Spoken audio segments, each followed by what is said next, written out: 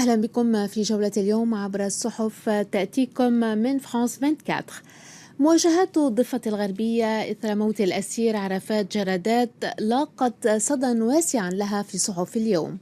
صحيفة القدس العربي لا تستبعد اندلاع انتفاضة ثالثة، مشبهة ظروف التوتر في الضفة الغربية بتلك التي سبقت اندلاع انتفاضة الأقصى في عام 2000.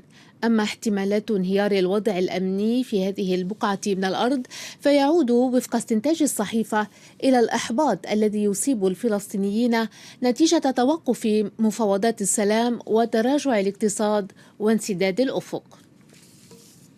جيروزاليم بوست الإسرائيلية تنقل عن بعض المصادر الأمنية الخبيرة بشؤون الضفة الغربية أن غضب الشارع الناتج عن سوء معاملة الأسرى أو موتهم ليس بظاهرة جديدة. لهذا السبب تستبعد المصادر تصاعد وتيرة العنف إلى حد انتفاضة ثالثة في الضفة الغربية. أما صحيفة هآرتس الإسرائيلية وبقلم السيرة هانس فتفصل الظروف التي أدت إلى اعتقال عرفات جرادات وتسلط الضوء على الضغط النفسي والجسدي الذي عاشه قبل موته. لسنوات عانى الفلسطينيون المحتجزون من التعذيب في السجون الإسرائيلية، تقول الكاتبة، وحان الوقت لكي نبدأ باستجواب السجان عوضا عن المسجون. حسن أبو حشيش في صحيفة فلسطين يستنكر وفاة جرادات ويقول أن هذا الأخير لن يكون الأول ولا الأخير الذي يموت بهذه الطريقة، طالما أن هناك آلاف الفلسطينيين الذين يقبعون في الزنزانات الإسرائيلية. ويتساءل الكاتب: أليس من الغريب أن تحدث مثل هذه الجريمة في عصرنا هذا والعالم يتغنى بالحضارة ويدافع عن حقوق الحيوانات ومثلي الجنس؟ ويتابع الكاتب تساؤله قائلا: كيف سيكون رد فعل العالم لو ارتكبت هذه الجريمة بحق أسير إسرائيلي؟ جرائم شنيعة ترتكب في سوريا والعالم لا يستجيب لنداء الشعب السوري. الواشنطن بوست الأمريكية تكتب عن تدفق أسلحة ثقيلة عبر الحدود الأردنية إلى قوى معتدلة في الجيش السوري الحر، لم يحدد مصدر هذه الأسلحة بعد. الهدف منها طبعا إضعاف شوكة جبهة النصرة عبر دعم المجموعات المتقاتلة الأخرى على الأرض السورية وفق الصحيفة، ونقلا عن مسؤولين عرب وآخرين من المعارضة السورية. أما المساعي الأمريكية فعلى أشدها لإقناع المعارضة السورية بحضور مؤتمر روما الذي سيعقد بعد أيام. هذا ما تلمح إليه صحيفة نيويورك تايمز الأمريكية.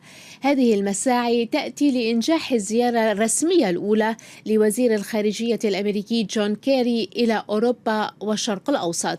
كيري سيشارك في مؤتمر روما في وقت تهدد المعارضة السورية بمقاطعته احتجاجا على تجاهل الغرب لأزمة سوريا. ومن المتوقع وفق الصحيفة أن يلتقي كيري خلال جولته بنظيره الروسي في برلين. جولة يرى جورج سمعان أنها تشكل خطرا على إيران.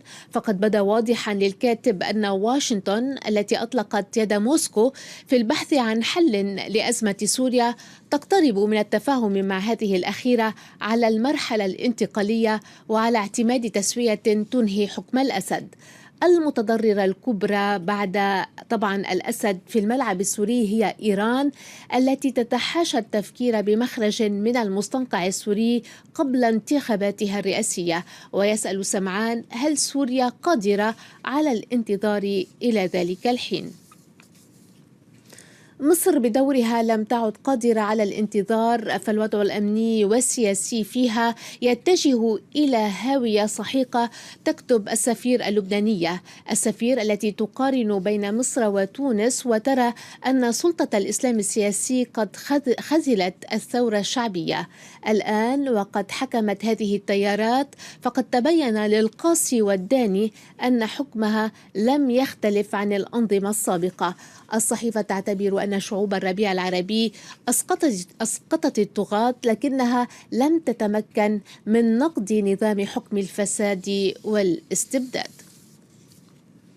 مأمون فندي في الشرق الأوسط ينتقد الإخوان في مصر وتونس ملاحظا أنهم يتكلمون لغة لا يفهمها العالم الحديث، بل أصبح من الضروري استخدام قاموس إخواني عربي وعربي إخواني لكي يفهم المواطن اللغة التي يستعملونها في السياسة والقانون والاقتصاد وفق الكاتب. مصر تتخوف من عصيان مدني شامل فيما أزمة تونس تتعدى السياسة، هذا ما يكتبه غونو جيغار في لو فيغارو الفرنسية. الخطر على تونس أمني ويتمثل بأقلية سلفية متطرفة مدججة بسلاح ليبي مهرب، والخطر على تونس سياسي لأن البديل الذي من الممكن أن يحل مكان حزب النهضة مشرذم وغير منظم، والخطر على تونس اقتصادي أيضا مع انخفاض الاستثمارات الخارجية وإيرادات السياحة، وهما القطاعان اللذان يقوم عليهما اقتصاد البلاد. وننهي بجوائز الأوسكار. الجارديان البريطانية نقلت لحظة بلحظة حفل توزيع الجوائز، ومنها جائزة أفضل فيلم أجنبي لفيلم حب للمخرج النمساوي مايكل هانيكي. الفيلم هو باللغة الفرنسية ومع ممثلين فرنسيين، لكنه أدرج تحت راية النمسا في حفل الأوسكار. جائزة أفضل ممثل تذهب للبريطاني دانيال داي لويس عن دوره في فيلم لينكولن، أما جائزة أفضل فيلم فكانت من نصيب أرجو للمخرج والممثل الأمريكي بن أفليك. هذا كل شيء لهذا اليوم، وقتا طيبا برفقة فرانس 24 وإلى اللقاء في الغد.